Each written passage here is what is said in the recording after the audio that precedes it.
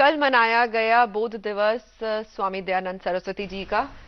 महान पुरुष के बारे में, समाज सुधारक के बारे में और इनके बारे में ज्यादा जानकारी के लिए, इनकी प्रणालियों के बारे में, इनकी सीख के बारे में इस साथ खास मेहमान जुड़े हैं। आइए मिलकर हम स्वागत करते हैं स्वामी देवव्रत जी का। बहुत बहुत स्वागत है स्वामी जी आपका। स्वामी दयानंद सरस्वती की जब हम बात करते हैं, वो एक समाज सुधारक, एक महापुरुष जिन्होंने बहुत कुछ किया लोगों के लिए, समाज के लिए। आपके क्या विचार है इस बारे में? समाज सुधारक समाज में फैले कुछ कुरीतियां हैं, अंधविश्वास हैं जी। या कोई अन्याय है, उत्पीड़न है, उसको लेकर के वो आगे बढ़ता है, जन आंदोलन चलाता है, उसको समाज सुधारक कहते हैं। महापुरुष लोगों को सन्मार्ग पर चलने के लिए प्रेरणा देता है जी। और युग परिवर्तक वो होता है जो जहां से ये बुराइयां पनप रही हैं उसके मूल में जाकर के और उसको दुरुस्त करता, उसको युग परिवर्तक कहते हैं। युग परिवर्तक कोई अलग मतांतर नहीं चलाते हैं, अपितु जैसे कि कोई नाली में कूड़ा करकट आ जाता है तो उसको साफ कर दिया जाए तो पानी का प्रवाह चलता रहता है। बिल्कुल। तो उसी प्रकार युग परिवर्तक समाज में कोई नया पंथ न चला करके समाज की पटरी जो उतर गई है गाड़ी अपलाइन से, उसको फिर दुरुस्त कर देते हैं। इस दृष्टि से स्वामी दयानंद जी को युग परिवर्तक कहा जा सकता है। बिल्कुल, आपने सही कहा। युग परिवर्तक की बात करें, उनकी शिक्षा प्रणाली के बारे में अगर हम बात करें, खासतौर से गुरुकुल शिक्षा प्रणाली, क्या लगता है आजकल के समय में जब बच्चे भी इतने तेज हो गए हैं, माँ बाप भी कुछ और चाहते हैं, क्या वो गुरुकुल शिक्षा प्रणाली आज के वर्तमान युग में कितनी सार्थक? गुरुकुल शिक्षा प्रणाली अब भी उतनी महत्वपूर्ण है जितने की पहले थे। स्वयं स्वामी दयानंद जी गुरु बिरजानंद के पास में मथुरा में 3 वर्ष तक पढ़े और अपने गुरु के लिए वो 18 घड़े जमुना में से प्रतिदिन लेकर के आते थे, कुटी में झाड़ू लगाते थे। और जहाँ तक मर्यादा पुरुषोत्तम श्री राम है, महर्षि वशिष्ठ के आश्रम में विद्या प्राप्त की, योगेश्वर कृष्ण ने संदीपनी गुरु के, तो जितने भी हमारे महापुरुष हुए हैं वो सारे गुरुकुलों की देन है। आचार्य चाणक्य तक्षशिला के आचार्य थे। तो गुरुकुल शिक्षा प्रणाली का अभिप्राय केवल संस्कृत पढ़ने से नहीं है, अभी तो स्वामी दयानंद जी ने तृतीय समोल्लास के अंदर जो है वो आज इतने अधिक विषय, सैकड़ों विषय दिए हैं जो आज भी किसी विश्वविद्यालय में पूरे नहीं पढ़ाए जाते हैं। तो गुरु और शिष्य एक परिवार की भांति बिल्कुल निकट रह करके, और जहां पर बच्चे का शारीरिक विकास और बौद्धिक विकास और नैतिक विकास, आत्मा परमात्मा के बारे में जानकारी, यानी शिक्षा की संपूर्ण शिक्षा इसी को कहते हैं। तो उस प्रणाली का नाम गुरुकुल शिक्षा प्रणाली है और वो आज भी इतनी उपयोगी है जितने की पहले थे। आज हमारे जो विद्यार्थी कुछ अनुशासन में कमजोर दिखाई देते हैं या पश्चिम की अपसंस्कृति में प्रभावित हो रहे हैं, तो वो गुरुकुल शिक्षा प्रणाली के न होने से ऐसा है। अपने जैसे कि चाइना में क्या है कि वहां पर प्रबुद्ध छात्रों को सबको अलग लेकर के उसका चयन करके और गुरुकुल जैसे उसको अलग रखते हैं। तो हमारी गुरुकुल शिक्षा प्रणाली क्या है कि विद्यार्थी के जीवन का निर्माण करना है, उसका शारीरिक विकास है, बौद्धिक विकास है, चारित्रिक विकास है, उसकी आत्मिक उन्नति के लिए। तो ऐसे स्थान पर जहां पर कि गुरु और शिष्य 24 घंटे दिन साथ रह करके सीखे, उसको गुरुकुल प्रणाली, वो आज भी उतनी उपयोगी जितनी पहले थी। बिल्कुल, मतलब बौद्धिक विकास की बात करें, शारीरिक विकास, मानसिक विकास बहुत ही जरूरी है।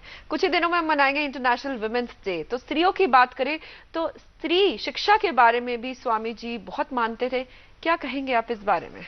स्वामी दयानंद जी से पहले अनेक आचार्यों ने कहा कि नरकस्य द्वारम किमस्ति नारी, और ढोल गमार शूद्र पशु नारी, ये सब ताड़न के अधिकारी।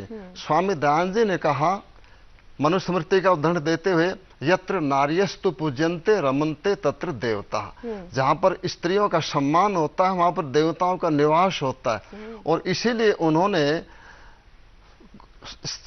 स्त्री शिक्षा के लिए सबसे पहले अधिक उन्होंने जोर दिया, क्योंकि महापुरुषों का निर्माण माता ही जो, क्योंकि हमारे यहाँ पर ये मान्यता है कि बालक का निर्माण करने में 3 गुरु काम करते हैं। पहली गुरु जो माता होती है, इसलिए कहा कि माता का सिखाया सुत पूर्ण विद्वान होत, और माता का सिखाया शूर और सपूत है, और माता का सिखाए पड़ा अष्टादश व्यसन में, और माता का सिखाया सब दुर्व्यसनों से दूर है।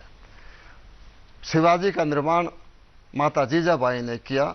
महारानी मदालसा, उन्होंने ये पहले ये महाराजा ऋतुध्वज से ये प्रतिज्ञा की थी कि मेरे यहाँ से लड़का होगा चाहे लड़की होगी, वो दोबारा जन्म नहीं लेगा। तो शुरू से ही उनको योग के उसमें प्रेरित कर दिया। फिर मंत्री ने प्रार्थना की महारानी राज्य के लिए, तो कहा कि अगला संतान होगी वो राज्य के लिए। तो 13 वर्ष में ही अलर्क निर्मोही उनका पुत्र हुआ। 13 वर्ष में ही राजनीति का पूर्ण उनको पारंगत बना करके फिर दोनों जंगल में तपस्या करने के लिए चल गए। इसलिए पुरुषों की अपेक्षा स्वामी दयानंद जी ने और बाद में उनकी संस्था ने आर्य समाज के इसमें स्त्री शिक्षा पर बहुत बड़ा जोर दिया। अनेक कन्या गुरुकुलों की स्थापना हुई और डीएवी स्कूलों के माध्यम से आज भी प्रचार हो रहा है, और बड़े बड़े विदुषी देवियां गुरुकुलों के माध्यम से जो वेदों तक जाने वाली आर्य समाज के माध्यम से पैदा हुई। बिल्कुल, स्त्री शिक्षा बहुत ही अहम है, क्योंकि स्त्री हम कहेंगे शिक्षित होगी तो पूरा परिवार कहेंगे शिक्षित होगा। साथ साथ दलित वर्ग का भी उन्होंने बहुत समर्थन किया। अगर हम बात महर्षि स्वामी दयानंद जी ने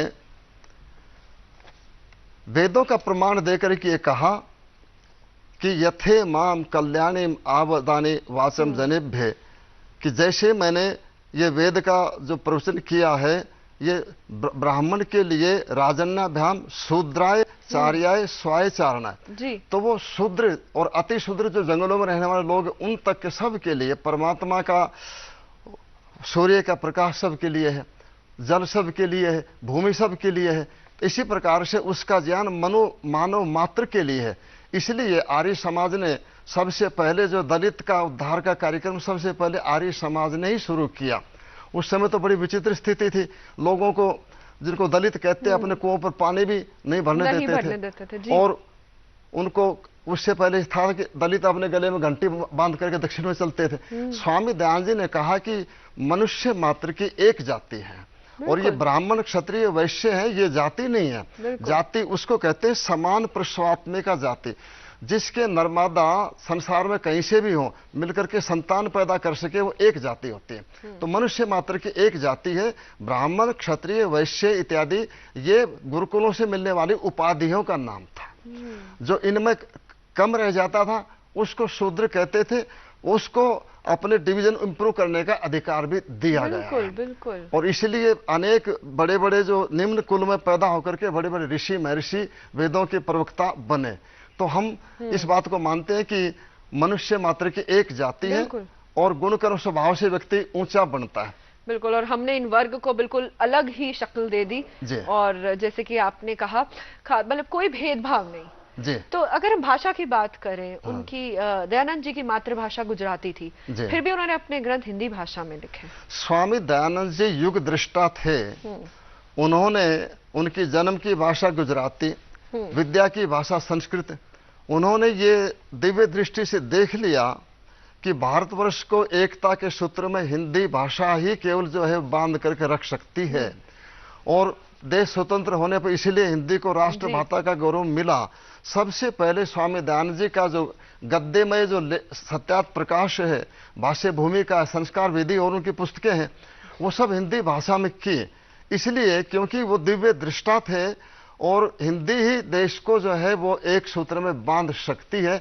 इसका सूत्रपात स्वामी दयानंद जी ने किया। उसके पश्चात सभी गुरुकुलों में स्वामी श्रद्धानंद जी ने सभी पुस्तकों का हिंदी में अनुवाद करके और विज्ञान की पुस्तकों का सबसे पहले हिंदी में अनुवाद करके उन्होंने उसके माध्यम से शिक्षा दी। इस दृष्टि से हिंदी को राष्ट्रभाषा स्थापित करने में स्वामी दयानंद जी का और आर्य समाज का बहुत बड़ा योगदान है। बिल्कुल बिल्कुल। तब हमारी मातृभाषा है हिंदी।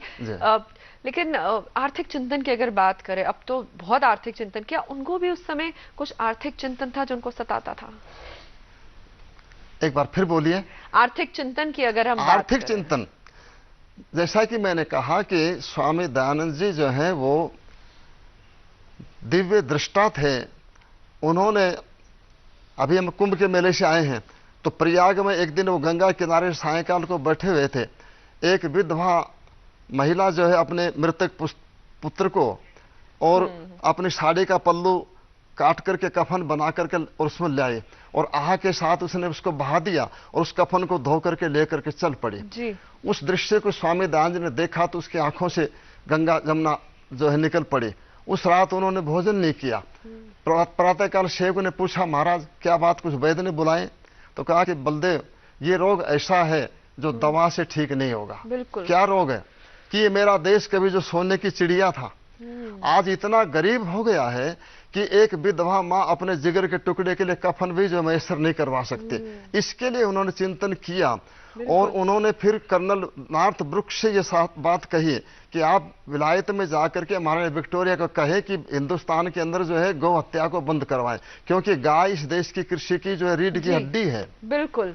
और इसके लिए उन्होंने फिर गौ करुणा रिधि जो बनाई और गौ कृषि आदि रक्षणी सभा स्थापित की और गौ करुणा रिधि में ये गणित लगा करके ये लगाया कि एक गाय अपने जीवन काल में लाखों लोगों का उद्धार करती है। बिल्कुल। उसके साथ में स्वामी दयानंद जी ने जर्मन के लोगों से पत्र व्यवहार किया कि भाई हिंदुस्तान से अच्छे प्रतिभाशाली युवकों को भेज करके और टेक्नोलॉजी की शिक्षा देश में आकर के इस देश की दरिद्रता को दूर करने। इसलिए स्वामी दयानंद जी का दृष्टिकोण बहुत विस्तार था, बहुत गहराई और हम कहेंगे दूरदर्शी थे।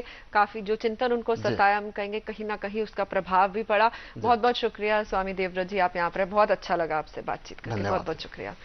तो बिल्कुल यही बौद्ध दिवस की बात करें, महाशिवरात्रि की बात करें, गुड इवनिंग इंडिया के माध्यम से हम लाते ये सब आपके घर तक। आज के अंक में इतने, दीजिए हमारी पूरी टीम को इजाजत, नमस्कार।